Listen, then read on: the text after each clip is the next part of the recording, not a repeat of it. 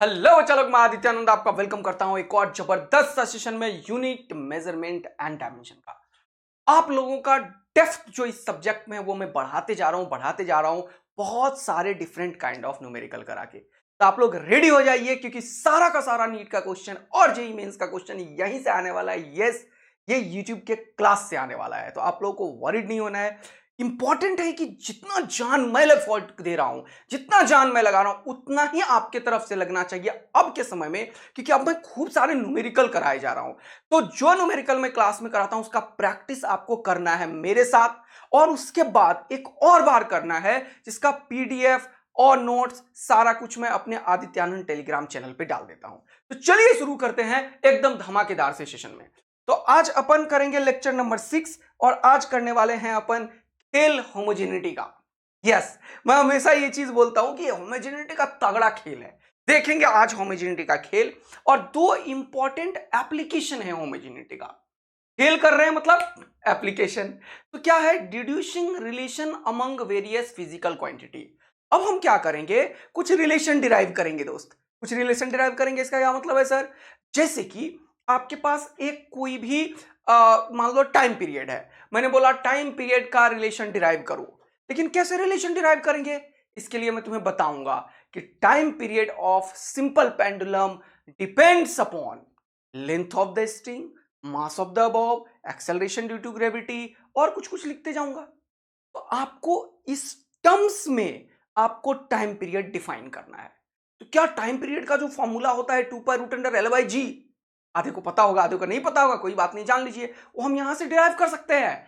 हम वो सारे चीज डिराइव कर सकते हैं जो हमने बोला कि लेंथ जी √L/G डिराइव कर सकते हैं। 2 पाई कौन बताएगा?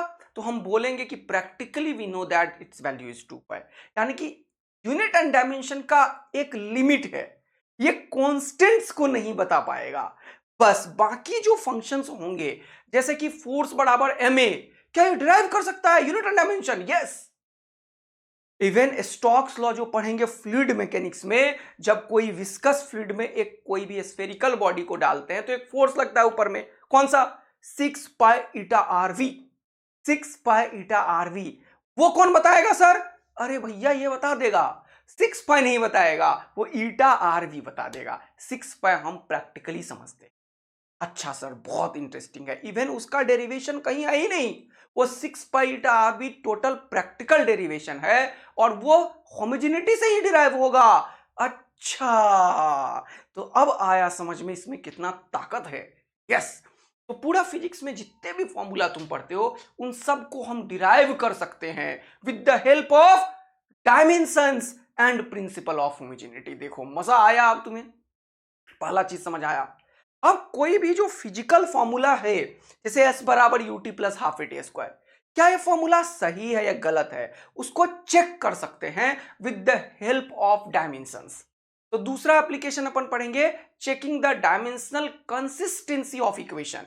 मतलब डायमेंशनली कोई इक्वेशन कॉन्सिस्टेंट है या नहीं, इसके कुछ लिमिटेशंस भी हैं। We will discuss it. Clear है ना पूरा डिटेल में? तो चलिए भयानक सा मजा लेते हुए स्टार्ट करते हैं। ये दो चीज पूरा मजे में करेंगे, लेकिन सबसे पहले होमवर्क। तो होमवर्क दिया था उसको देखेंगे। याद है तुम लोगों को ये होमवर्क दिया था? ये कर दिया था ये क्या? ओके देख लो। टॉर्क शायद दिया था, याद नहीं आ रहा है मुझे। 2021 नीट में पूछा है, आप लोग 4 5 डालेंगे, तोड़ता डालेंगे। आई डोंट नो ये नीट 2021 है, ये मेन 2021 है, जेई। देख लेना, मुझे नहीं याद है एग्जैक्ट। तो टॉर्क क्या होगा? टॉर्क R और F होगा। तो F तो होता है MLT-2, और R लेंथ को रिप्रेजेंट करेगा तो ML²T-2। देखो किधर है ML²T-2, यहाँ पे तीसरे नंबर पे है। यानी कि A का आंसर थर्ड देखो कहाँ पे है, यहाँ पे है, यहाँ नहीं है, यहाँ नहीं है, मतलब ये दोनों में बात चला। अब बी क्या है? इंपल्स। इंपल्स क्या होता है? ये सर मैं करा दिया था कल यार। इंपल्स होता है चेंज इन मोमेंटम। बोलो हाँ है ना? यानी कि M × V में चेंज का कुछ होता नहीं। तो मास का क्या हो जाएगा? m, और वेलोसिटी का LT-1। देखो MLT-1 किधर है? MLT-1 यहाँ है, और कहीं है? नहीं है। यानी कि 2 नंबर का आंसर 1 नंबर होगा। बी का आंसर एक यहाँ पे है, यहाँ नहीं है। तो ये तीनों निपट गया, यही आंसर हो गया। बाकी ये दोनों अपन टेंशन फोर्स होता है MLT-2 किधर है? MLT-2 ये टेंशन, और सरफेस टेंशन होता है फोर्स पर यूनिट लेंथ। तो लेंथ लेंथ खत्म हो जाएगा, तो एम टी माइनस टू हो जाएगा। तो सारा कुछ हमने समझा दिया। चलिए नेक्स्ट क्वेश्चन की तरफ बढ़ते हैं। ये क्वेश्चन भी आपको होमवर्क दिया था। जो क्वेश्चन में एक बार हिंट देता हूं और होमवर्क देता हूं, वो थोड़ा सा स्पीड में निकलते हैं। क्यों? क्योंकि ये पहले कल का ही पार्ट है ये, इसीलिए। और आपको एक बार बता भी दिया, दूसरा होमवर्क भी दे दिया, तीसरा फिर से बता रहा हूं, इसीलिए बेटा। अब आपको मैंने ये वाला क्वेश्चन शायद समझाया था या नहीं। मैंने बोला था देखो, maximum acceleration of oscillating particle alpha है, मतलब अल्फा क्या है? एक्सेलरेशन है, तो क्या होगा? L T minus two. और मैक्सिमम वेलोसिटी बीटा है, तो बीटा क्या है? L T minus one. अब अल्फा और बीटा का यूज करो और डिवाइड कर करके चेक करके बता दो। तो ये भी कर लिया था अपन ने, लेकिन बार बार करना है ये क्वेश्चंस वगैरह, क्योंकि तुम्हें डेप्थ आए, कॉन्फिडेंस आए। तो ये दोनों क्वेश्चन हमने पहले भी करवाया है, लेकिन ये क्वेश्चन को बार बार करना है कि देखते ही समझ में आया है कि ये अल्फा व बीटा जो होगा वो अल्फा को बीटा से डिवाइड करो तो ये एल एल खत्म हो जाएगा। हाँ सर। पूछा है टाइम पीरियड, टाइम पीरियड का डायमेंशन क्या होगा? टी होगा। ओके, तो ये एल एल खत्म हो जाएगा, ये ऊपर जाएगा तो टी का पावर माइनस वन हो जाएगा। तो ये नहीं हो सकता, इतना ही फास्ट अब आना चाहिए, क्योंकि ये क्वेश्चन कल ही सॉल्व कर दिया मैंने। तो अब स्पीड होना चाहिए तुम्हारे पास, समझ रहे हो ना? अब अल्फा इंटू बीटा करो, इसको मल्टीप्लाई करोगे तो एल स्क्वायर हो जाएगा, जो है ही नहीं, तुम्हें तो टी चाहिए, ये भी नहीं होगा। बीटा बाय अल्फा करो, बीटा ये है, इसको इससे डिवाइड करो, एल एल खत्म। लेकिन टी का पावर माइनस वन और नीचे आएगा टी का पावर माइनस टू, ये माइनस टू ऊपर आ जाएगा तो प्लस टू हो जाएगा, तो ये टी का पावर वन हो जाएगा, यानी कि आंसर ये हो जाएगा। इस बार देखो कैसे मैं 30 सेकेंड में सॉल्व कर रहा हूं। तुम्हें मैं दिखा रहा था अभी इन दोनों क्वेश्चन से कि कैसे स्पीड बनता है। आपने पहले पढ़ लिया है, इसीलिए अब स्पीड बना। यही काम आपको करना है। पहला स्टेप जो होता है वो चीजों को बहुत प्यार से समझना होता है। एक बार उसे पढ़ने में टाइम दे दिया तो वो पूरा एकदम जान में बैठना चाहिए, ब्लड सेल के अंदर। दूसरे दिन उसे यूज करना चाहिए। चाणक्य ने बोला ज्ञान की उपयोगिता इस चीज में है, ज्ञान का कोई मतलब नहीं है अगर उसका उपयोग नहीं हुआ तो। तुम जीवन भर कुछ सीखते जाओ और तुम नीट के एग्जाम में गए, सॉल्व ही नहीं कर पाए, कोई मतलब नहीं है उसका। और जब तुम लड़ाई कर रहे हो, जब तुम वार युद्ध में जमे हुए हो, तो तुम्हारा जो वार करने का स्पीड है वो डिसाइड करता है कि तुम कितना तैयार हो जीत। तो याद रखना मेरा ये लाइन कि ये जो बड़ा इंपॉर्टेंट सा बात है ना, कि तुम ज्ञान लेते गए लेते गए, नीट का एग्जाम के दिन तुम निपट गए, कोई फायदा नहीं है। ज्ञान का यूज तब है जब तुमने ज्ञान लिया और अगले दिन इसको यूटिलाइज किया। तो ये कल परसों जो ये क्वेश्चन मैंने कराया, आज तुम देख पा रहे हो कि ये क्वेश्चन करने में 30 सेकेंड नहीं लग रहा है। द रीजन इज क्योंकि एक बार हमने बड़ा अच्छे से समझा, दूसरे दिन इसमें स्पीड अप किया। ये काम करोगे तब सिलेक्शन होगा। अभी तुरंत एक बड़े बड़े अक्षरों में लिख लो कि सर ने बताया है कि जो क्वेश्चन क्लास में करेंगे उसे दोबारा करेंगे, और उसमें हम चेक करेंगे कि हम स्पीड के साथ एक्यूरेसी मेंटेन कर रखे हैं कि नहीं। तो स्पीड विद एक्यूरेसी से सिलेक्शन होगा। सिर्फ सारा साल पढ़ने से कुछ नहीं होने वाला है, चैप्टर खत्म करने से कुछ नहीं होने वाला है। तुम कितना फास्ट, कितना स्पीड, कितना सही कर रहे हो, उससे कुछ होने वाला है। तो एक बार सीखने से भी कुछ नहीं होता, तो आत्मा में कॉन्फिडेंस ही नहीं आता। दूसरी बार जब इतना ही स्पीड में करोगे तो मजा आ जाएगा। क्या तुम्हें मेरा बात पूरा समझ में आया? तो पॉज करके एक बार लिख दो, यस सर, ये सबसे इंपॉर्टेंट है कि revision and speed with accuracy से सिलेक्शन होगा। सारे लोग लिखो।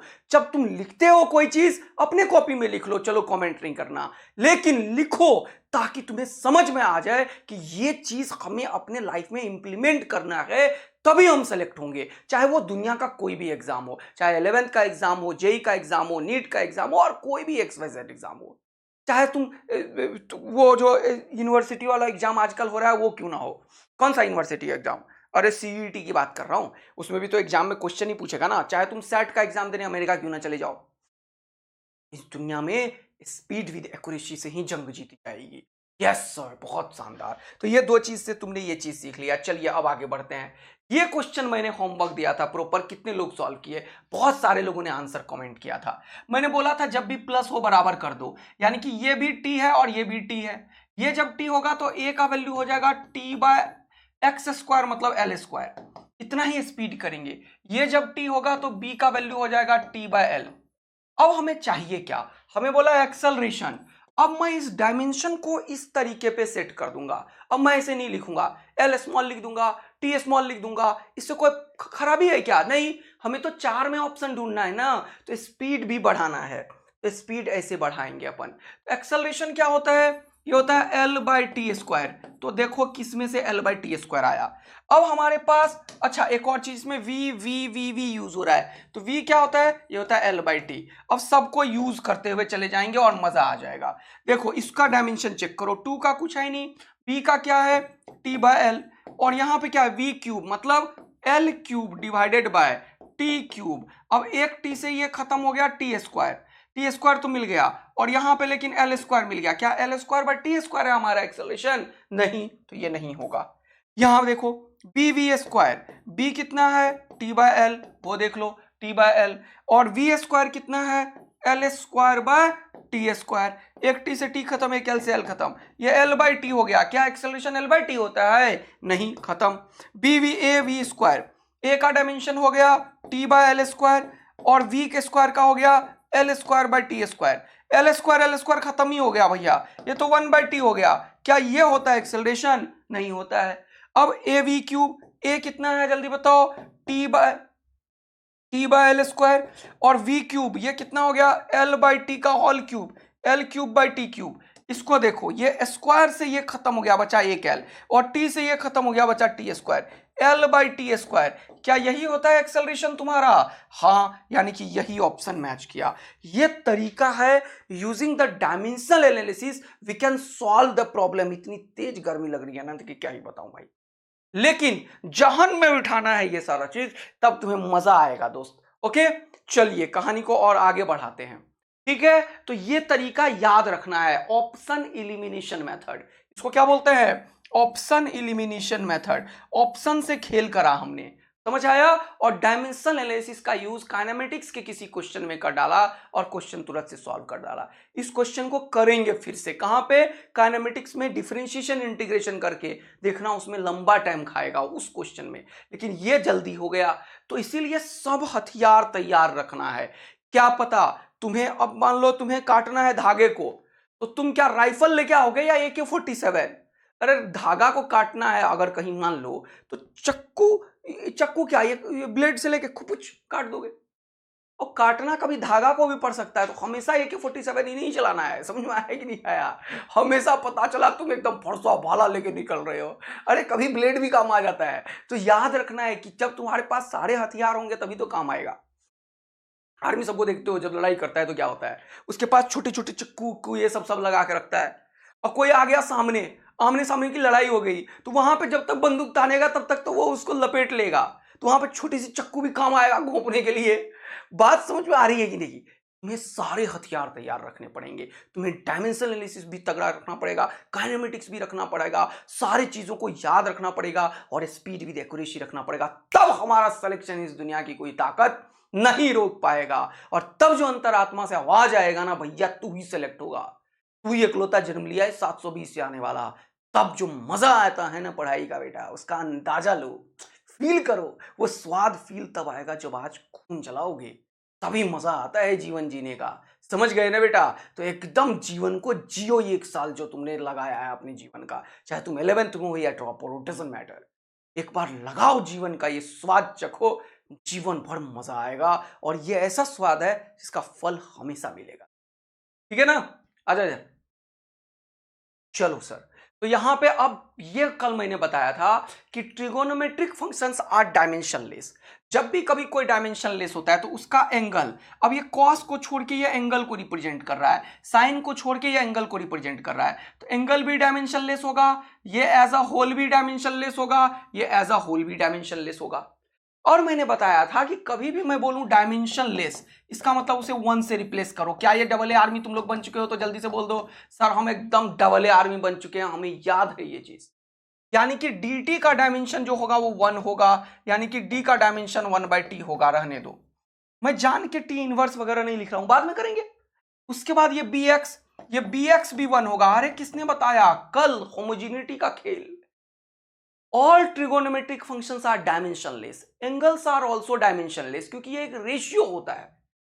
रेशियो होगा तो हमेशा क्या होगा, दोनों कैंसिल आउट हो जाएंगे तो कोई डायमेंशन बचेगा नहीं।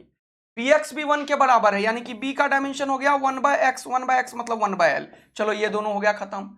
अब यहां पे देखो, क्योंकि f जो है वो a cos bx b sin cx dx है, मैंने क्या बताया कि प्लस जो है वो भी बराबर है, तो f जो है वो a के बराबर है, क्योंकि cos bx का कोई डायमेंशन ही नहीं है, और यही c के बराबर है क्योंकि sin dt का कोई डायमेंशन ही नहीं है। तो देखो कितना बढ़िया होमोजेनिटी का खेल खेला, f बराबर a बराबर c। ये चीज कितनों को समझ आया बताओ, तगड़ा वाला कमेंट करके सर मजा आ रहा है, ये सब चीज हमें आने लगा है। क्योंकि ट्रिगोनोमेट्रिक फंक्शन डायमेंशनलेस होगा, दोनों निपट गया, f a के बराबर होगा और c भी, क्योंकि मैंने बताया कि सेम चीज को ही ऐड सब्ट्रैक्ट करेंगे, तो प्लस हो माइनस हो सबको बराबर बराबर बराबर कर दो पहले। अरे वाह सर। तो अब देखो, अब हमें पूछा क्या, बोला ए डी बाई बी बताओ, तो लिखो ए डी बाई बी। अब ए बताओ क्या है, ए एफ है, एफ है, ए एफ है, डी क्या है, डी 1/t है, 1/t है, चलो, और बी क्या है, बी 1/l है, 1/l है, चलो। अब इसको देखो, एफ का डायमेंशन लिख लो, एफ का डायमेंशन होता है MLT-2, एल का डायमेंशन एल हो गया, और यहां टी का डायमेंशन टी हो गया, तो हो गया ML²। अरे दो बार एल आया ना, यस सर, ये ऊपर गया तो -2 और -1, टी का पावर हो गया -3। कितनों को मजा आ गया, ML²T-3, ML²T-3, ये होगा नहीं, ये ML² नहीं है, खत्म, M² है इसलिए ये खत्म, ML²T-3। देखो कितना आसानी से हमने किया, देखा कि ट्रिगोनोमेट्रिक फंक्शंस आर डायमेंशनलेस, उसका यूज किया मैंने, तो ये डायमेंशनलेस, ये डायमेंशनलेस, ये होल डायमेंशनलेस, यानी कि यहां पे बचा 1, यहां पे बचा 1, क्योंकि मैंने बताया डायमेंशनलेस अगर कहीं आए तो 1 पुट करना है दोस्त। चलिए अगला क्वेश्चन। अच्छा, अब प्रिंसिपल होमोजेनिटी का एक और यूज देखो, इधर जितने भी ट्रिगोनोमेट्रिक फंक्शंस हैं, देखना ध्यान से देखना, all trigonometric functions are dimensionless, angles are also dimensionless. उसी तरीके से जो एक्सपोनेंशियल फंक्शंस है, जिसमें ई का पावर होता है, और लॉगरिथमिक फंक्शन है, वो भी डायमेंशनलेस होता है। अच्छा आ जाओ, तो देखो, exponential functions are dimensionless, exponential function are dimensionless. और याद करो मैंने क्या सिखाया, जब भी मैं लिखूं डायमेंशनलेस, इसका मतलब क्या होगा, कोई भी डायमेंशनलेस क्वांटिटी 1 के बराबर हम पुट करते हैं। मैंने ये चीज बड़ा अच्छे से समझाया भी है, क्योंकि दोनों कैंसिल आउट हो जाता है तो कुछ बचता नहीं है, something to the power 0 is 1। इसीलिए तुम्हारा मन, तुम 10 भी लिख सकते हो, लेकिन जब 1 लिख के वही चीज दिखता है तो 1 क्यों नहीं लिखेंगे। ऑल्सो एक्सपोनेंशियल फंक्शन जब हो गया तो logarithmic function, logarithmic functions are also dimensionless, dimensionless. अब इन दोनों का एग्जांपल पुट करते हैं, चलो जल्दी। जैसे फॉर एग्जांपल मान लो हमारे पास है y इज इक्वल टू, जल्दी से देखना, y इज इक्वल टू, कोई एक एग्जांपल लेते हैं, क्या लोगे, कौन सा, एक्सपोनेंशियल फंक्शन, तो y is equal to y0 e का पावर माइनस, अच्छा ऐसे मतलब जनरल भाषा में लिखता हूं, e का पावर f t लिख देता हूं, कुछ भी लिख रहा हूं, कुछ भी लिख रहा हूं, टेंशन मत लो तुम, अभी इसका एग्जांपल लेंगे। एक जनरल स्टेटमेंट लिखा है मैंने अभी, ई का कोई भी पावर हो सकता है, उसको फंक्शन लिख दिया मैंने, इसके पीछे कुछ भी हो सकता है लिख दिया। तो मैंने जो लिखा है अभी, एक्सपोनेंशियल फंक्शंस आर डायमेंशनलेस, इसका मतलब ये जो चीज है ये होगा डायमेंशनलेस, यानी कि इस पूरा के बदले 1 पुट कर सकते हैं क्या, हाँ, ये फ्रीडम मिला। ये जो पावर है ये भी हो जाएगा डायमेंशनलेस, यानी कि ये पावर के बदले हम डायमेंशनलेस मतलब 1 पुट कर सकते हैं क्या, हाँ। अरे ये डीएल नहीं है दिल्ली का कोड, ये डायमेंशनलेस है, ध्यान रखना है दोस्तों। तो इसको जब 1 के बराबर पुट किया तो ये y जो है ये किसके बराबर हो जाएगा, y0 इंटू 1 के, यानी कि y का डायमेंशन हमेशा इसके पीछे जो छुपा रहता है उसके डायमेंशन के बराबर हो जाता है। ट्रिगोनोमेट्री की तरह हुआ, जैसे अभी किया था कि ट्रिगोनोमेट्रिक फंक्शंस भी डायमेंशनलेस और उसका एंगल भी, तो इसका पावर भी डायमेंशनलेस, ये सब डायमेंशनलेस होता है। ओके सर, मजा आया। तो क्या लिखेंगे, y is equal to y0 और इसके बदले 1, तो एक्चुअल में ये y का डायमेंशन y0 का डायमेंशन बराबर होगा, और ये जो ft है उसको भी 1 के बराबर करेंगे और इसको भी 1 के बराबर करेंगे। ये टेक्निक मैंने यूज किया। अब इसके ऊपर क्वेश्चन करेंगे, लेकिन उससे पहले एक चीज और बता देता हूं। जैसे लॉग भी हो सकता है, जैसे कि मैं बोलूं y इज इक्वल टू एक और कोई भी फंक्शन ले लेता हूं, y लिख लिया यहाँ पे, तो यहाँ कुछ और लिखता हूं। मान लो यहाँ पे लिख लेता हूं क्या, मान लो लिख देता हूं क्या, जल्दी बताओ, x is equal to X not log, log में बेस होता है कुछ, है ना, बेस 10 और e2 होता है, बताऊंगा ये सब, टेंशन मत लो, केमिस्ट्री में पूरा धमाधमा बताएंगे तो इसको तो बताना ही पड़ेगा। यस, लॉग और यहां पे फंक्शन मान लो x का है, तो लॉगरिथमिक फंक्शंस भी डायमेंशनलेस, यानी कि ये एज अ होल भी डायमेंशनलेस होगा, और ये जो इसका एंगल का जगह पे जो लिखा हुआ है लॉग या फंक्शन, ये खुद भी डायमेंशनलेस होगा, ये खुद भी डायमेंशनलेस होगा, यानी कि यहां पे भी जो भी क्वांटिटी है उसको भी 1 के बराबर करेंगे, इसको भी 1 के बराबर करेंगे, तो फाइनली क्या हो जाएगा, x का डायमेंशन और x नॉट का डायमेंशन दोनों बराबर हो जाएगा। क्या ये टेक्निक तुमने यूज किया, क्या तुम्हें समझ आया कि एक्सपोनेंशियल फंक्शंस आर डायमेंशनलेस और यहां से लॉगरिथमिक फंक्शंस आर डायमेंशनलेस। अब इसका यूज करते हैं क्वेश्चन में, चलो जल्दी से आ जाओ, देखते हैं कौन सा क्वेश्चन है। जैसे ये क्वेश्चन है, देखो लिखा हुआ time dependency of physical quantity p is p not exp at square. मैंने बोला ये exp का मतलब होता है p is equal to p not e का power minus at square, exp मतलब e है मान लो, ठीक है दोस्त। तो ऐसे अगर सामने लिखा हो तो ये एक्चुअल में e का पावर होता है, ऐसा लिखा हुआ है। तो मैंने अभी क्या सिखाया, ये टोटल डायमेंशनलेस है, तो p क्या हो जाएगा, p नॉट के बराबर हो जाएगा। मजा आया। p क्या है हमें नहीं पता, पूछा भी नहीं है इसने। अब पूछा डायमेंशन ऑफ a बताओ, तो अभी ऑल्सो, अब क्या बताया मैंने, ये जो पावर है वो भी डायमेंशनलेस होगा दोस्त, ये जो पावर है वो भी डायमेंशनलेस होगा, यानी कि ये जो at स्क्वायर है वो भी 1 के बराबर है, तो a क्या हो जाएगा 1/t स्क्वायर। अगर इसका डायमेंशन ढूंढोगे तो ये हो जाएगा 1/t स्क्वायर, ये ऊपर जाएगा तो t का पावर -2, और t का पावर -2 का मतलब m का पावर 0, l का पावर 0, t का पावर -2। देखो कितना मजा आया। ये क्वेश्चन कभी भी आ सकता है, तुम 4 डालोगे, 5 डालोगे, तो डालोगे, तार डालोगे। हाँ सर, तो t का power -2 has a dimension of t का पावर -2 और has a dimension of p, गलत, p का डायमेंशन जो होगा वो p नॉट के डायमेंशन के बराबर होगा, a के नहीं। तो ये ऑप्शन भी बड़ा अच्छा है, has dimension of p, no no no no, has dimension of t square, no, has a dimension of t का पावर -2। देखो कितना तगड़ा गेम कहां चला गया, a का t का पावर -2, सीखा। चलिए अगला क्वेश्चन देखते हैं। बोल रहा है force of interaction between two atoms. Indirectly क्या बोला कि ये फोर्स है, फोर्स F किसके बराबर है, देखो यह है अल्फा बीटा EXP मतलब E, और ये इसका पावर में है, देखो पावर को ढंग से लिखो, -x² / देखो ध्यान से, -x² divided by alpha KT। अब तुम्हें जैसे ही नजर आया कुछ, तुम तुरंत से रेडी हो जाओ अटैक करने के लिए।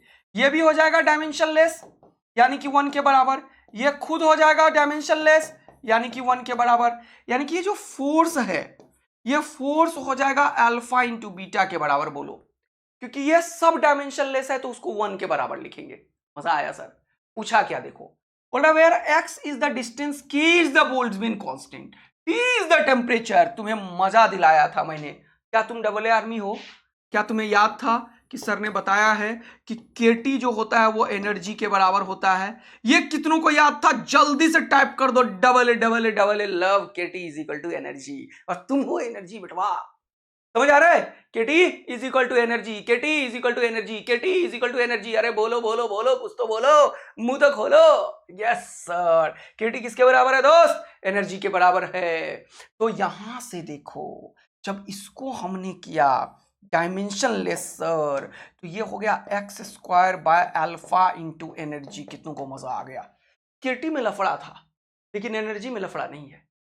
अब यहां से अल्फा निकल जाएगा, अल्फा ऊपर करो, बचा क्या x²। को क्या लिखोगे, LS बाद में लिखेंगे, चलो L² लिख देता हूं, और एनर्जी को क्या लिखोगे, चलो लिख ही लो, चलो ये अल्फा ऊपर गया तो हो गया x² बाई ई, और x² बाई ई को सेट करते हैं, चलो तो x² बाई ई को सेट करो तो क्या लिखोगे, x को L², और इसको क्या लिखोगे, एनर्जी को mL² T-2। याद है या भूल गए यार, एनर्जी और फोर्स दो चीज तो याद रखो यार, कैसी बातें कर रहे हो। mL T-2 force, energy ml square T minus two. हाँ सर, बहुत सुंदर, बहुत बढ़िया, बहुत मजेदार। तो यहां से ये खुपाच और टकाक हुआ, ये ऊपर गया m का पावर -1 हो गया, ये ऊपर गया t का पावर 2 हो गया, ये हो गया तुम्हारा अल्फा का। जब पता है अल्फा ये है तो बीटा क्या होगा वो देखो, हमें निकालना क्या है, डायमेंशन ऑफ बीटा ही पूछा इसने। तो अल्फा का वैल्यू यहां रखो तो बीटा निकलेगा। बीटा क्या होगा, फोर्स बाय अल्फा। फोर्स क्या है mlt-2 और अल्फा क्या है बताओ, m इनवर्स t2। तो ये m ऊपर जाएगा तो -1 है, ऊपर गया तो क्या होगा +1, तो माइनस ऊपर गया तो प्लस, तो हो जाएगा m का पावर 2, ये हो गया l, और ये ऊपर गया तो ये -2 और -2 t का पावर -4। कितनों को मस्त वाला मजा आया जल्दी से बताओ। m स्क्वायर l t का पावर -4। देखो m स्क्वायर नहीं है, खत्म खत्म, m स्क्वायर l स्क्वायर है, लेकिन ये नहीं है, आंसर हो गया m स्क्वायर l t का पावर -4। क्या कर रहे हैं हम, होमोजेनिटी का तगड़ा यूज करते हुए जा रहे हैं। बात को आगे बढ़ाएंगे। बोल रहा है quantity x is given by this. x किसके बराबर है, देखो यहां पे क्वेश्चन को ढंग से पढ़ा करो। बोल रहा है x is equal to FIFV square, IFV square divided by WL का पावर 4, WL का पावर 4। इसमें 50 चीज यूज कर लिया हमने। हाँ, अब बोल रहा है that the terms I is moment of inertia, I moment of inertia, F is force, V is velocity, W is work, length L, the dimensional formula of X is same as that of। ऐसा question खूब आता है। X का dimension formula निकालो और इन सब का निकाल के देखो किससे मैच किया। ये आया समझ में, तो चलो करते हैं। तो तुम्हें मैंने सब बता दिया है, तुम्हें मैंने कोफिशिएंट ऑफ विस्कोसिटी भी बताया है कि force is equal to 6 pi eta R V से निकालना। यहां से ईटा निकाल लेना, क्या हो जाएगा फोर्स बाय आर वी निकाल लोगे। एनर्जी डेंसिटी याद रखना आज के बाद से, ये क्या होता है, ये होता है energy per unit volume. Energy अभी तुरंत सिखा दिया मैंने, क्या ml स्क्वायर t-2 है, वॉल्यूम सिखा दिया मैंने L³ है। इस तरीके से फोर्स कांस्टेंट स्प्रिंग से निकलेगा F is equal to kx minus का, तो k को बोलते हैं क्या, फोर्स कांस्टेंट, स्प्रिंग कांस्टेंट भी बोलते हैं इसको, ठीक है। तो k क्या होगा F बाय x, याद रखना है ये सब लाइन। प्लैंक्स कांस्टेंट मैंने बार बार बोला एनर्जी से निकलेगा h न्यू, तो ये h कैसे निकलेगा, एनर्जी बाय फ्रीक्वेंसी, ये सबसे निकल जाएगा, सारा लिख दिया मैंने। अब इंपॉर्टेंट है सर कि इसका निकाल के देखते हैं। चलो सबसे पहले अब ये आई मोमेंट ऑफ इनर्शिया है, तो ये क्या होगा जल्दी से बताओ। मोमेंट ऑफ इनर्शिया होता है mr स्क्वायर, लिख लो। फोर्स तुम्हें पता है मास इंटू एक्सेलरेशन, बाद में लिख लेंगे mlt-2। वेलोसिटी पता है लेंथ बाय टाइम होता है, ओके इसका स्क्वायर लिख लेंगे। यहां पे ये क्या है देखो, ये क्या है देखो वर्क, वर्क को अच्छा इसको देखो, वर्क को मैं फोर्स इनटू डिस्प्लेसमेंट लिख देता हूं, और ये फोर्स कैंसिल आउट करो, जितना कैंसिल आउट होता है वो करते हुए चले जाओ, जितना होता है उसको करते हुए चले जाओ कैंसिल आउट। इससे क्या होगा सर, इससे दिक्कत नहीं आएगी। आया बात समझ में, ठीक है पक्का। चलो आ जाओ, तो ये देखो ये MA भी फोर्स है सर, खुपाच। ये वर्क होता है फोर्स इनटू डिस्प्लेसमेंट लिख लो, ये लेंथ है तो लिखो L का पावर 4। अब इसको सॉल्व करो, देखो ये हो गया m, R स्क्वायर को लिखो L स्क्वायर, ये MA में पूरा खत्म हुआ है, ये L हो गया L स्क्वायर, नीचे आओ, ये हो गया L डिस्प्लेसमेंट, ये हो गया L का पावर 4, यहां पे हो गया T स्क्वायर, नीचे आएगा तो T का पावर 2। अब इसको देखो क्या निपटा, ये हो गया खुपाच टकाक, L का पावर 2 और 2 4 हो गया ना दोस्त, कैंसिल। तो इसको सॉल्व करें तो क्या निकला, ये हो गया m, ये L ऊपर गया तो L का पावर -1, T का पावर -2, ये हो गया पूरा कहानी, mL इनवर्स T का पावर -2। अब देखो कहां पे है, एक एक करके निकालेंगे, लेकिन मुझे तो पता है, मुझे तो आंखों में चमक है, तो देखो यहां से मुझे दिख चुका है, ये L का पावर 3 ऊपर गया तो क्या होगा देखो m, L का पावर 2 में से 3 गया तो L का पावर -1 और T का पावर -2, क्या ये दोनों मैच कर गया है, हाँ सर। यानी कि ये जो चीज है वो एनर्जी डेंसिटी है, ये मैं स्पीड में बता दिया, लेकिन मैंने तुम्हें प्लैंक्स कांस्टेंट भी निकाल के दिखाया, अभी निकालो, फोर्स कांस्टेंट भी निकाल के दिखाया, अभी निकालो, और कॉफिशिएंट ऑफ विस्कोसिटी भी बता दिया, अभी निकालो, सबसे निकालो, ये मैच नहीं करेगा लेकिन ये जरूर निकालो ताकि तुम स्पीड पकड़ो कि कभी ऐसे क्वेश्चंस आए ये फॉर्मेट तो तुम लंबा टाइम मत लगाओ, थोड़ा आंखों में चमक रखना चाहिए कि ये एनर्जी जो होता है ml2t-2 है और ये जो फ्रीक्वेंसी है ये 1/t है, ये वेलोसिटी नहीं है, ये फ्रीक्वेंसी है दोस्त, ये टेढ़ा है लिखा हुआ ऐसा, ये क्या फ्रीक्वेंसी है, फ्रीक्वेंसी फ्रीक्वेंसी क्या होता है 1/t, 1/t। तो जब करोगे तो ये हो जाएगा ml2, ये ml2 है ही नहीं, ये नहीं होगा। यहाँ पे फोर्स है, रेडियस है, वेलोसिटी है, कैंसिल आउट करके निकालो, यहाँ फोर्स है, ये होगा mlt-2 और ये l और l खत्म हो जाएगा तो mt-2, ये है ही नहीं, ये भी नहीं होगा। समझ आ रहा है ना, इसका कॉफिशिएंट ऑफ विस्कोसिटी निकाल लो, यहाँ पे मिल चुका है। तो आज के बाद से एक और चीज याद रखना कि एनर्जी डेंसिटी होता है एनर्जी पर यूनिट वॉल्यूम, ये काफी यूजफुल है और अभी रिसेंटली पूछा भी है। ऐसे ही इलेक्ट्रिकल एनर्जी डेंसिटी और मैग्नेटिक एनर्जी डेंसिटी भी नीट में पूछा है जो मैं बताऊंगा।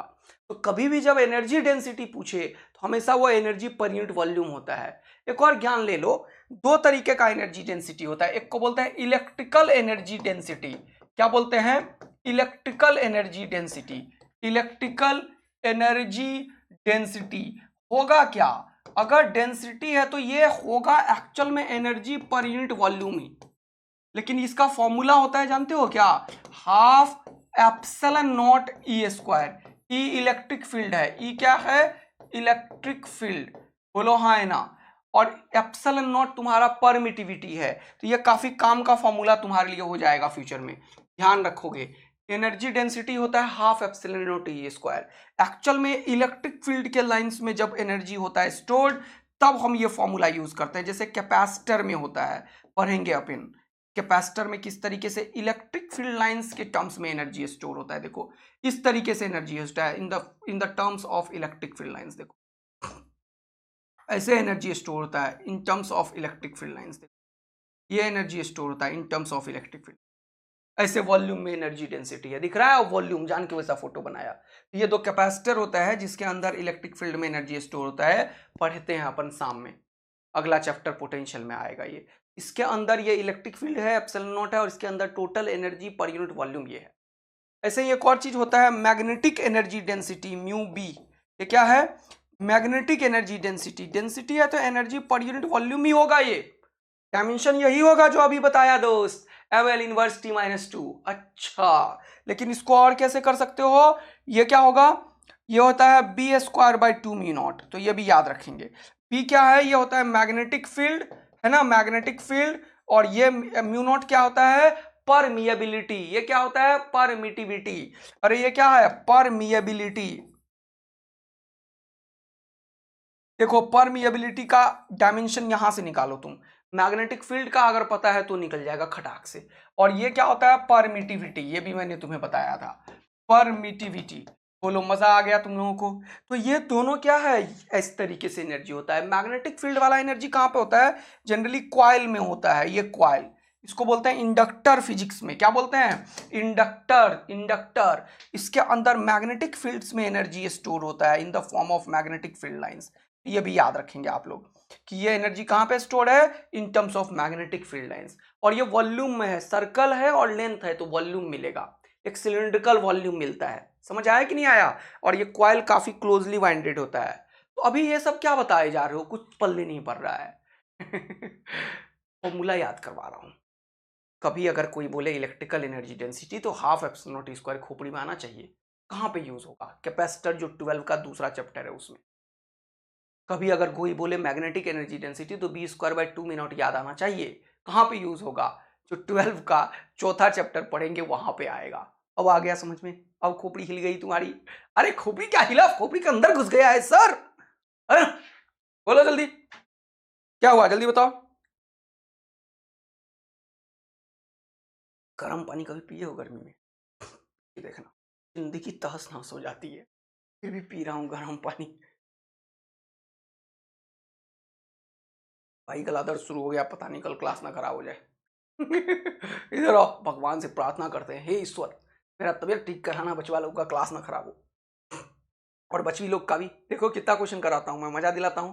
अब देखो कल मैंने बताया था कि डिफरेंशिएशन और इंटीग्रेशन का भी काम करना है, कल मैंने बताया था डिफरेंशिएशन और इंटीग्रेशन का भी काम करना है। तो चलो देखो, मैंने बताया था इस डी का कुछ भी डायमेंशन नहीं होता, तो ये हो गया एक्स बाई टी स्क्वायर। मजा आया सर। ये हो गया ओमेगा स्क्वायर, और मैंने बताया जहां प्लस हो वहां बराबर लिख देना। बोल बेटा, ये कितना तगड़ा है। और ये ओमेगा स्क्वायर नहीं पता, लेकिन ये एक्स तो पता है ना, लेंथ होता है। देखो कितना शानदार चीज सिखा दिया मैंने। बोला determine the dimension of omega. Omega का डायमेंशन बताना है। Appears in the dimensionally homogeneous equation.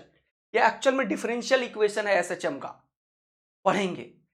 भेंट होगा क्या इससे? बहुत अच्छे तरीके से। तो D square X by D T square plus omega square X is equal to 0, ये एसएचएम का इक्वेशन। हाँ, तो D square X by D T square को क्या बोलते हैं लोग? ये देखो, सीखो इसको। ये होता है acceleration plus omega square X is equal to 0। सामने यूज करूंगा मैं इस फॉर्मूले का। देखो देखो देखो देखो देखो, यानी कि acceleration is equal to minus omega square X. जब भी ऐसा कभी होता है, क्या acceleration proportional to negative of displacement, acceleration proportional to negative of displacement, तो वो चीज एसएचएम करता है। क्या करता है? एसएचएम करता है। एसएचएम देखो, ये रहा, एक स्प्रिंग ले लो, हाँ, और इस स्प्रिंग को ऐसे खींचो, या एक ब्लॉक भी ले लो, चलो स्प्रिंग ब्लॉक थोड़ा सा खींच के छोड़ दो, बताओ क्या होगा? स्प्रिंग है, स्प्रिंग कांस्टेंट क्या है? मास है, मैं थोड़ा सा खींच के छोड़ दिया, थोड़ा आगे जाएगा फिर पीछे जाएगा, टिक टिक टिक टिक टिक टिक टिक टिक टिक। ये मीन पोजीशन के पास टू एंड फ्रो मोशन करेगा। अगर मीन पोजीशन के बाद टू एंड फ्रो मोशन होता है और डिस्प्लेसमेंट के अपोजिट होता है एक्सेलरेशन, मतलब तुम खींच इधर रहे हो लेकिन स्प्रिंग इधर खींचेगा, तो जब खींच के छोड़ोगे तो वो इधर आएगा भैया, और जब कंप्रेस करोगे तो वो उधर जाएगा। तो हमेशा फोर्स जो होता है स्प्रिंग का, वो डिस्प्लेसमेंट के अपोजिट लगता है, डिस्प्लेसमेंट के अपोजिट लगता है। करके देखो, स्प्रिंग को खींचो इधर, फोर्स लगेगा उधर, स्प्रिंग को दबाओ अंदर, फोर्स लगेगा बाहर। तो ऐसे केस में स्मॉल डिस्प्लेसमेंट के लिए हमेशा एसएचएम होता है, हमेशा स्मॉल डिस्प्लेसमेंट के लिए एसएचएम होता है। ये पढ़ेंगे 12वीं क्लास में बेटा। वैसे ये एसएचएम चैप्टर 11th में। फिलहाल मैं डायमेंशन पढ़ा रहा हूं दोस्त। तो ये x हो गया l और ये हो गया टी स्क्वायर। अब देखो, ये भी x ये भी x, निपटा, खबाच खबाच, ऐसे निपट जाएगा। अरे यार, बराबर चीज ऊपर में क्यों नहीं निपटेगा बे? तो ये बचा ओमेगा स्क्वायर, ओमेगा स्क्वायर हो गया 1 बाई टी स्क्वायर, तो स्क्वायर उड़ाओ तो रूट हो जाएगा, तो हो गया 1 बाई टी। 1 बाई टी का मतलब क्या हो गया? T inverse. यानी कि ओमेगा का डायमेंशन क्या होगा जीवन के अंतिम क्षण तक, याद रखना, m0 l0 t का पावर -1। देखो, t का पावर -1 इधर है, ये रहा। इतना बढ़िया चीज सिखा दिया तुम्हें, बोलो। तो ऐसे खूब सारे चीज तुम पढ़ सकते हो। जैसे एक क्वेश्चन याद आ गया, चलो क्वेश्चन सॉल्व करते हैं। एक जैसे मान लो y इज इक्वल टू, मैंने लिखा a sine kx minus omega T. मैंने बोला बताओ k का डायमेंशन क्या होगा? तो तुम बोलोगे भैया ये kx जो है वो 1 के बराबर होगा, ये भी 1 के बराबर होगा, ये टोटल भी 1 के बराबर होगा, क्योंकि ये सब क्या है? डायमेंशनलेस दोस्त। तो ऐसे जब सबको सम वम करके लिखे तो ये एक एक चीज भी डायमेंशनलेस होगा। नहीं तो ऐसा थोड़ी होगा कि एक का डायमेंशन होगा दूसरे का नहीं होगा, ऐसा नहीं हो सकता। ये ओवरऑल डायमेंशनलेस है, मतलब ये भी है ये भी है। एक और चीज इसमें ऐड कर देता हूं, चलो एक और चीज फिजिक्स में ऐड होता है, +5, ये भी होगा डायमेंशनलेस दोस्त। ये सब डायमेंशनलेस है, सब डायमेंशनलेस है ऊपर वाला, और ये ओवरऑल भी डायमेंशनलेस है। अरे सर यस, बहुत तगड़ा। तो अगर ये kx डायमेंशनलेस है तो kx 1 के बराबर हो गया, k हो गया 1 बाय एक्स के, यानी कि हो गया 1 बाय एल के, यानी कि k का डायमेंशन हो गया l इनवर्स, याद रखना। अच्छा देखो, अभी तुरंत जो निकाला वही यहां से निकला। ओमेगा टी जो होगा वो भी 1 के बराबर होगा, तो ओमेगा 1 बाई टी हो जाएगा। तो ओमेगा का डायमेंशन कितना होगा जल्दी बताओ? टी इनवर्स के। कितनों को मजा आया बताओ मुझे? सर क्या बात है, जबरदस्त। और फाई का डायमेंशन तो 1 हो ही, इसका कोई डायमेंशन नहीं है दोस्त। ये कांस्टेंट होता है, एंगल रेशियो होता है। ये एंगल होता है रेशियो। क्या होता है? एंगल को इनिशियल फेज बोलते हैं। ये सब चीज थोड़ा थोड़ा तुम्हें बताए जा रहा हूं। कॉन्फिडेंस मिल रहा है या नहीं मिल रहा है? कमेंट करके बताओ। नया नया चीज सीखेंगे, थोड़ा सा स्ट्रेस आएगा। जीवन में पहली बार कुछ करते हैं तो दिक्कत होता है, स्ट्रेस आता है, लेकिन जब वो मल्टीपल टाइम्स करने लगोगे, you will do it in a smooth way यार, मजा आएगा तुम्हें। एफर्ट ही नहीं लगाना पड़ेगा। बोलो, टू का टेबल बोलो याद करने के लिए एफर्ट लगाना पड़ेगा क्या? कुछ नहीं, मजे में करोगे। बात आया कि नहीं समझ में? तो इसीलिए पहली बार थोड़ा सा टेंशन हो सकता है, दिक्कत हो सकता है, लेकिन over the period of time you will enjoy the physics. बहुत शानदार सर, बहुत मजेदार। चलो एक क्वेश्चन अब होमवर्क दे दूं। चलो ये वाला देखो। अब यहां पे देखो, इस सब का डायमेंशन है, तो ये बोल रहा है कि determine the dimension of coefficient of A B appears in the dimensionally homogeneous equation x is the displacement। अब ये d का तो होता नहीं है, तो हो गया ये हो जाए x बाई टी स्क्वायर, लिख लो x by T square, plus हो जाता है बराबर, हो गया a, और d का कुछ भी नहीं होगा, ये हो जाएगा x बाई टी, और ये प्लस का हो जाएगा बराबर, यही बताया था मैंने, और ये हो जाएगा b, ये हो जाएगा x। देखो कितना मजा दे दिया मैंने तुम्हें जीवन का। अब a और b पूछा है ना तुमसे, a और b तुरंत से निकल गया। देखो इस दोनों को अगर सेट करोगे तो ये दोनों सेट हो जाएगा, खुपाच खुपाच, एक टी से खुपाच खुपाच, ये क्या हो गया 1 बाई टी, लो ये हो गया टी का पावर -1, खत्म। फिर दूसरा निकालो, इन दोनों को सेट करो तो ये हो जाएगा x by T square B X के बराबर। इन दोनों को सेट करो भैया, खुपचू खुपचू, तो ये क्या हो गया b का वैल्यू 1 बाई टी स्क्वायर, कितना होगा जल्दी बताओ, टी का पावर -2। क्या जितना स्पीड और एक्यूरेसी के साथ मैं काम कर रहा हूं, क्या आप सभी बच्चे मेरे फ्रीक्वेंसी के साथ मैच कर रहे हैं, मेरे स्पीड के साथ मैच कर रहे हैं? तो जरूर कमेंट कीजिएगा सर बिल्कुल हम मैच कर रहे हैं, और हम बिल्कुल हाई फ्रीक्वेंसी पे ऑसिलेट करेंगे, जहां पे एनर्जी भी तगड़ा, ऑसिलेशन भी तगड़ा, और सब कुछ जबरदस्त सीखेंगे, है कि नहीं? मैक्सिमम एम्पलीट्यूड पे। ये क्या बोल दिया, ये फिजिक्स का एक लैंग्वेज है। जब दो फ्रीक्वेंसी मैच करती है तो हाईएस्ट एम्पलीट्यूड पे ऑसिलेशन होता है, और उस समय पे सारा कुछ जबरदस्त हो रहा होता है, उसको बोलते हैं रिजोनेंट फ्रीक्वेंसी। कहाँ पढ़ेंगे सर? अरे यार, हर एक चीज हमेशा एक ही जगह पूछते रहोगे क्या? वेब में पढ़ते हैं, तो जाया, चलो कोई बात नहीं है। अरे तो ये हो गया, ए का वैल्यू t-1 किधर है, इधर है, इधर है, इधर नहीं है, इधर नहीं है, निपटाओ। बी का वैल्यू किधर है, टी का पावर -2, तो टी का पावर -2 किधर है, इधर है, इधर नहीं है, ये निपटाओ, ये हो गया आंसर सी। ऐसे ही किया करो ऑप्शन से खटाखट, ताकि गलती ना करे। चलो अगला देखो। अब डायमेंशन ऑफ इंटीग्रल टर्म्स, जैसे मान लो इंटीग्रेशन है, और मान लो ऐसे लिखते हैं इंटीग्रेशन y dx, है ना? तो यहां पे ये जो इंटीग्रेशन है, इसका कुछ भी डायमेंशन नहीं होता, और इसका भी कुछ भी डायमेंशन नहीं होता, ये दोनों डायमेंशन लेस होता है। ये साइन थोड़ी डायमेंशन होगा यार, हाँ सर, ये दोनों कुछ भी नहीं होगा। तो बचा क्या बताओ, ये दोनों निपटा दो, तो बचा y और x। y लेंथ को रिप्रेजेंट कर रहा है और x को लेंथ को, तो ये हो जाएगा l स्क्वायर।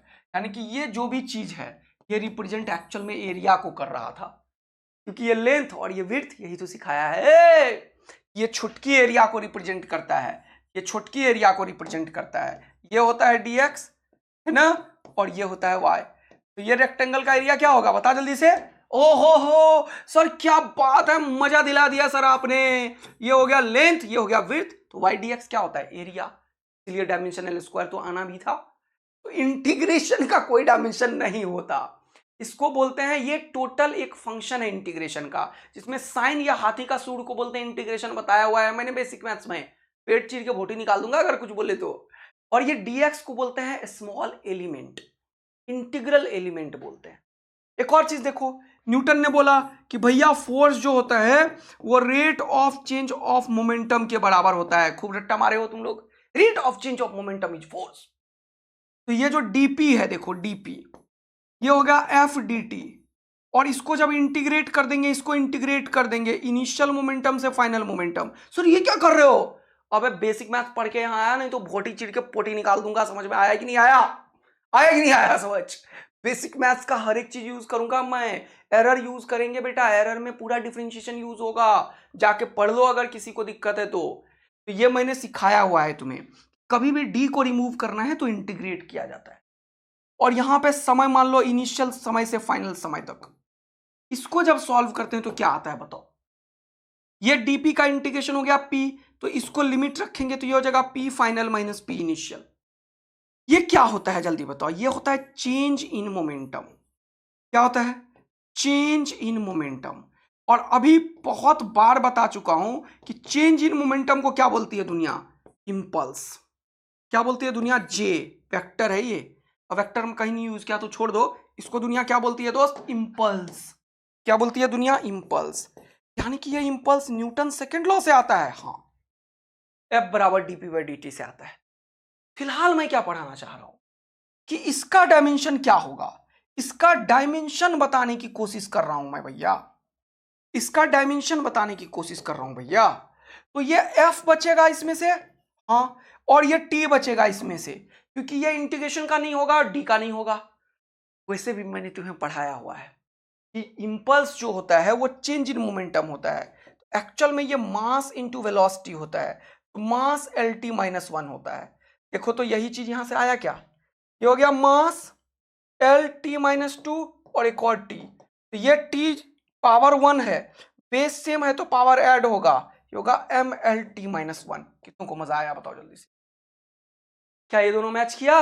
हाँ सर, क्योंकि ये जो मोमेंटम में चेंज है, डेल्टा का कुछ भी नहीं होता, मोमेंटम माइनस मोमेंटम मोमेंटम ही होगा यहाँ, फोर्स माइनस फोर्स फोर्स ही होगा यहाँ, टाइम माइनस टाइम टाइम ही होगा यहाँ, यही बताया था मैंने। तो इसको जे बोलते हैं इंपल्स, और इंपल्स होता है change in momentum, delta delta M we.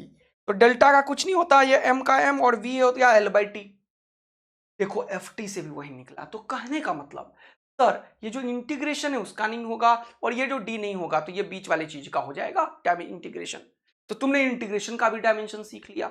चलो आगे बढ़ो। अब ये एक क्वेश्चन है, देखो SC वर्मा से उठाया, you may know that integration but using, you may not know that हो सकता है तुम्हें इंटीग्रेशन नहीं पता हो, लेकिन ऐसे इंटीग्रेशन को लिखा जाता है, इसीलिए मैंने लिखा you may not know integration, कोई दिक्कत नहीं है, but using dimensional analysis you can check on some results in the original. अब ये रिजल्ट है भैया, ये और ये। अब मैंने तुम्हें क्या क्या सिखाया वो समझो, कि ये जो होगा वो डायमेंशनलेस होगा, ये डायमेंशनलेस होगा। अगर ये x/a डायमेंशनलेस होगा तो ये 1 के बराबर होगा, यानी कि x और a दोनों डायमेंशनली बराबर होगा, और क्योंकि x l है तो a का डायमेंशन l के बराबर होगा। ये पहला चीज पता चल गया। देखा, ये सब डायमेंशनलेस है, तो x एक्चुअल में लेंथ है, तो ये हो जाएगा a एक्चुअल में लेंथ है और ये डायमेंशनलेस है, तो इसको क्या करोगे l का पावर m, और यहां पे टोटल 1 लिख लो।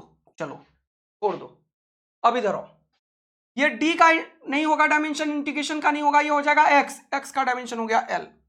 अब यहां देखो, ये और ये दोनों सब्ट्रैक्ट हो रहा है, ध्यान से देखो, ये और ये दोनों सब्ट्रैक्ट हो रहा है, मतलब ये दोनों बराबर होगा, यानी कि 2ax minus x square, 2ax minus x square, मैंने बताया माइनस जहां भी हो वहां बराबर लिख दो, यानी कि 2ax का डायमेंशन एक्स स्क्वायर के बराबर होगा, और ये भी एक्स स्क्वायर ही है, यानी कि इन दोनों को घटाओगे तो बचेगा एक्स स्क्वायर ही, और एक्स स्क्वायर का पावर 1/2 है, तो इसको सॉल्व करोगे तो ये हो जाएगा एक्स स्क्वायर का पावर 1/2, कितना हुआ जल्दी बताओ, ये बचा x, यानी कि ऊपर d खत्म, इंटीग्रेशन खत्म, x का हो गया l, और इन सब को सॉल्व करके बचा x। आया बात समझ में? तो x का l हो गया l/l, तो ये हो जाएगा l का पावर 1 माइनस 1, तो ये क्या हो जाएगा l का पावर 0।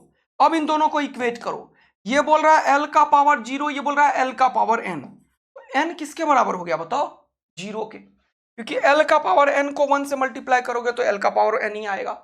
तो बेस अगर सेम है तो पावर दोनों का बराबर होगा, अगर इक्वलिटी साइन बीच में आया तो हम यहां से लेफ्ट साइड को, लेफ्ट हैंड साइड को यहां से खेले हैं, ये राइट हैंड साइड है, यहां पे राइट हैंड साइड इधर खेला अपन ने, लेफ्ट हैंड साइड इधर खेलते हुए चले, दोनों को इक्वेट किया, n का वैल्यू आ गया 0। देखो क्या पूछ रहा था, find the value of n। इतनों को मजा आ गया ये क्वेश्चन करके, क्योंकि ये इनवर्स ट्रिगोनोमेट्रिक फंक्शंस भी डायमेंशनलेस होता है। साइन कॉस टेन तो होता ही है, ये -1 को बोलते हैं इनवर्स ट्रिगोनोमेट्रिक फंक्शंस। क्या बोलते हैं जल्दी बताओ, inverse trigonometric function, inverse trigonometric function, ये भी डायमेंशनलेस होता है। Inverse trigonometric functions are also dimensionless. मजा आ गया तो जल्दी से आग और दिल बरसा, मजा आ गया तो जल्दी से आग और दिल बरसा दो, एकदम तगड़ा वाला सर, जबरदस्त। आगे बढ़ते हैं। अब एक चीज और देखो, ये वाला असर्शन रीजन देखो, एक करते हैं, मजा आएगा। देखो अभी सिखाया कि इस y का होगा और dx का होगा, ये एरिया है, एरिया मतलब l स्क्वायर होगा, मतलब ये एकदम सही है। देखो तुरंत निकाल दिया ना तुमने, यहां पे d का पावर क्यूब नहीं होगा, तो ये y बाय एक्स क्यूब का होगा, क्योंकि dd का होता नहीं है। y का हो गया l और x क्यूब का हो गया l क्यूब, तो एक l खत्म, तो 1 बाय एल स्क्वायर, तो 1 बाय एल स्क्वायर हो गया l का पावर -2, ये भी खत्म। यानी कि डायमेंशनली x और y ये सही है, डायमेंशनली ये भी सही है, लेकिन इन दोनों का कोई संबंध नहीं है। तो बोल रहा है both assertion and reason are true and reason is the correct explanation of assertion। ये गलत है, यहां तक सही था, ये दोनों सही है इंडिविजुअली, लेकिन इसका आंसर ये क्यों है, वो लॉजिक थोड़ी है यार, ये तो दो अलग अलग क्वेश्चन का डायमेंशन लिख दिया, इसीलिए ए नहीं होगा। बोल रहा है both assertion and reason are true but reason is not the correct explanation of assertion। एकदम सही है दोनों, यानी कि आंसर हो गया B. assertion is true, reason is false, गलत। रीजन इज फॉल्स, गलत। दोनों assertion और रीजन दोनों ट्रू था, लेकिन दोनों इंडिविजुअल क्वेश्चन है, दोनों को सॉल्व कर लिया और आंसर किया। ऐसा क्वेश्चन जेई मेन में, नीट में आ रहा है अब, तो एकदम खोपड़ी खोल के क्वेश्चन सॉल्व करो कि कब मैं एक्सप्लेनेशन बोलता हूं और कब मैं बोलता हूं कि दोनों सही है। अक्सर बच्चा ए और बी में गलत करता है, तो ए और बी दोनों इंडिविजुअल क्वेश्चन है, सॉल्व करके लिख दो, आंसर थोड़ी आया यहां पे। ये क्यों आया, क्या उसका आंसर ये है? नहीं, तो रीजन अगर ये है तो हम करेंगे ए टिक, अदरवाइज नहीं है। दोनों अलग अलग क्वेश्चन है, सॉल्व कर दिया, दोनों सही है, लेकिन ये ऐसा क्यों हुआ, उसका आंसर यहां होना चाहिए, तब तुम बोलोगे कि assertion is the correct explanation. आया समझ में? सॉरी, रीजन जो है ये वो करेक्ट एक्सप्लेन कर रहा है इसको, ये याद रखा, समझ में आया assertion रीजन में क्या होता है। दो क्वेश्चन होता है जिसमें कि दोनों को सॉल्व कर लो, अगर एक गलत है तब तो कोई टेंशन ही नहीं है, ये दोनों खत्म हो गया, इन्हीं में से कोई आंसर होगा। अगर दोनों सही है तब लफड़ा फंसा, तब सोचना है कि क्या ये जो आंसर है वो इन रीजन के वजह से है, अगर है तो ये होगा, अगर नहीं है तो बी होगा। तो ये बड़ा अच्छा क्वेश्चन पूछा जा रहा है और आजकल खूब पूछा जा रहा है, मेंस में भी, नीट में भी, तो याद रखना ये एनटीए के ऊपर है, पूछा जा रहा है, फोड़ डालना है। अब क्या सर, अब हम हैं नायाब सीरीज में जहां पे फोड़ रहे हैं, बच्चों के लिए खूब सारे क्वेश्चन की प्रैक्टिस करा रहे हैं और मस्त मजा दिला रहे हैं, तो आप लोग खूब सारा एंजॉय करो, इस बात की खुशी है। अब हम लोग फिजिक्स को तो फोड़ ही रहे हैं, साथ साथ केमिस्ट्री के लिए एक लव सीरीज भी हमारे पास है, तो एक लव और नायाब में एकदम मजे में हम लोग फिजिक्स को दंगल मचा रखे हैं। ठीक है दोस्त, तो आप भी आइए, और यार इतना सिखा रहा हूं तो वो सब्सक्राइब वाला बटन को दबा दिया करो यार तुम लोग, और खूब सारे शेयर वेयर कर दिया करो दोस्तों को, स्कूल में सब जगह थोड़ा सा मेरे लिए ये कर दिया करो, इसमें क्या जाता है, कुछ भी नहीं। अब आ जाओ, अब हम पढ़ेंगे एप्लीकेशन ऑफ डायमेंशनल एनालिसिस, बहुत important, deducing relations among various physical quantity. ठीक है ना दोस्त, तो इसको एक क्वेश्चन के थ्रू सॉल्व करेंगे।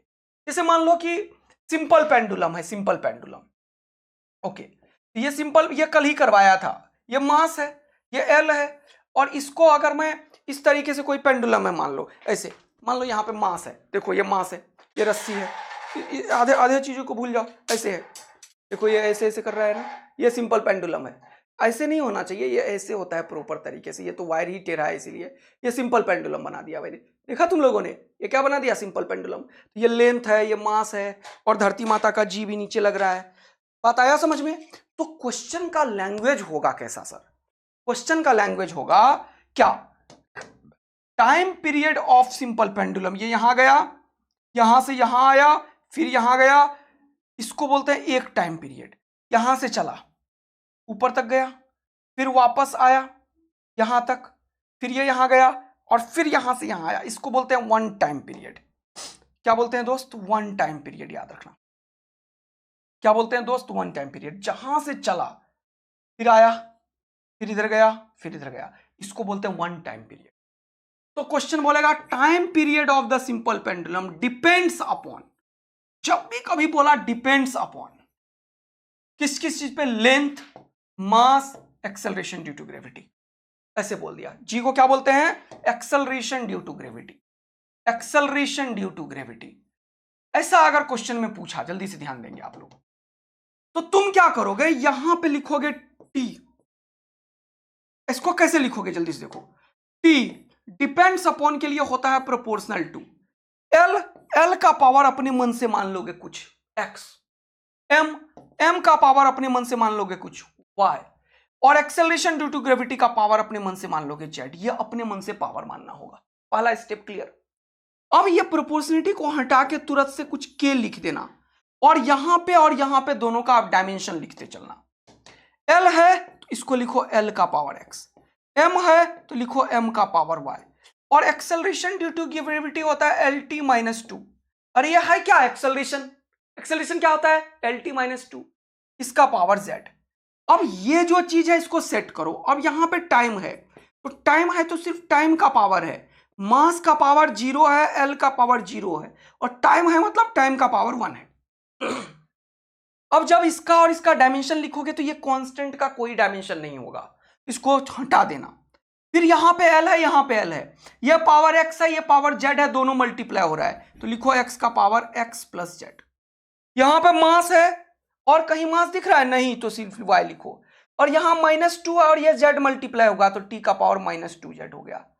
अब according to homogeneity, according to principle of homogeneity,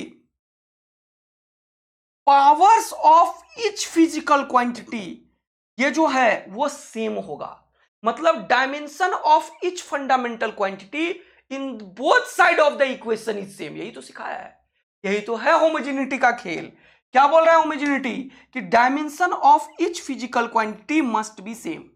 तो ये x प्लस जेड 0 के बराबर होगा, लिख लो x plus Z is equal to 0।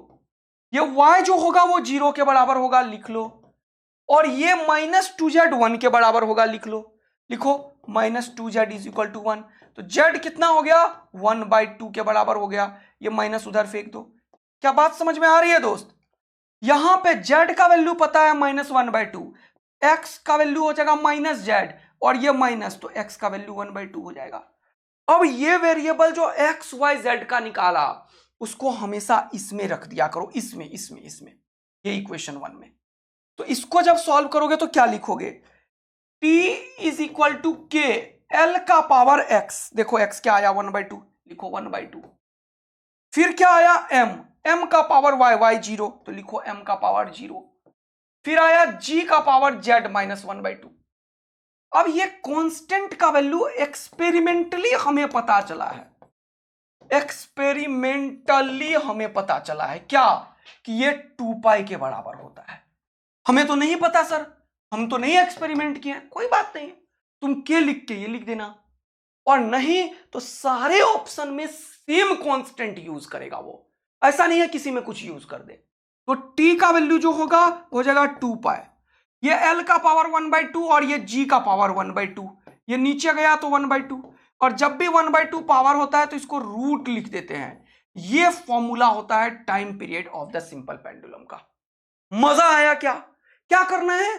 जैसे ही बोलेगा डिपेंड्स ऑन, तो x y z पावर ये सब मानते जाना है, फिर इक्वेशन बनाना है, फिर ऐसे डायमेंशन को बराबर करके सॉल्व कर लेना है, और ये चीज इसमें रख देना है। कांस्टेंट हमेशा अपने मन से के लिखो, अभी तुम्हें नहीं पता।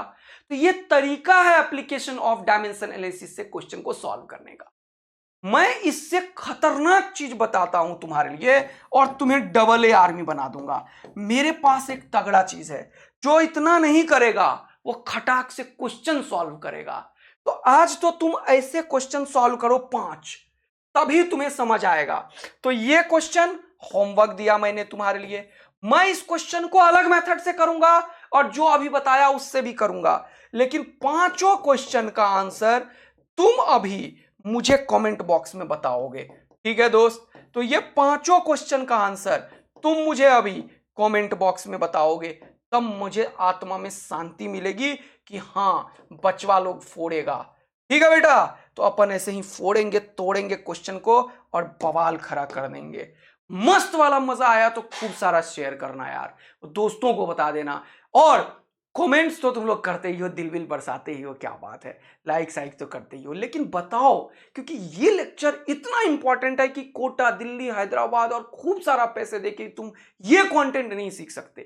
तो मेरा जो पर्पस है कि जो 1000-2000 भी नहीं दे पा रहा उन तक ये चीज पहुंचे, तो आप लोग बढ़ाएंगे, चैनल बढ़ेगा, सब जगह जाएगा, तभी होगा। और इनडायरेक्टली मुझे भी फायदा होगा क्योंकि मैं भी पूरा का पूरा यूट्यूब पे ही डिपेंडेंट हूं।